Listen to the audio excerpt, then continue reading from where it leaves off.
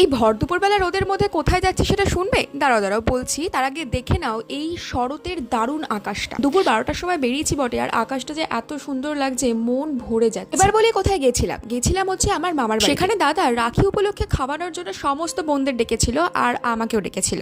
আমার সাথে অবশ্য সঙ্গ হিসেবে আমার ভাইও ছিল। বিশ্বাস করো, আমরা না প্রচুর মজা করেছি। আর কেনই বা করবো না বলো? সমস্ত ভাই বোনেরা যখন এক জায়গায় হব, আর তার সঙ্গে খাওয়া দাওয়া এরকম পিকনিকের মতো একটা অ্যারেঞ্জমেন্ট হবে, আনন্দ তো এমনিই হবে। কোনো গার্জিয়ান নেই, কোনো রুটিন নেই, কোনো বাধা নিষেধ নেই, একেবারে নিজেদের মতন করে আমরা সবকিছু করেছি। আর ছোটবেলায় একটা দারুণ জিনিস পেয়েছিলাম, যেটা দাদা এনে না ফ্রিজের মধ্যে লুকিয়ে রেখেছিল, সেটা হলো এই চকি।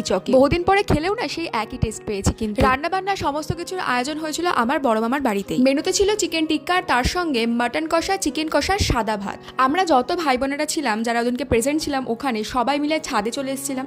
সেখানে বক্স বাজিয়ে গান চালিয়ে দারুণ রান্না বান্না, তার সঙ্গে গল্প, নাচ, গান সব। দেখো, আমরা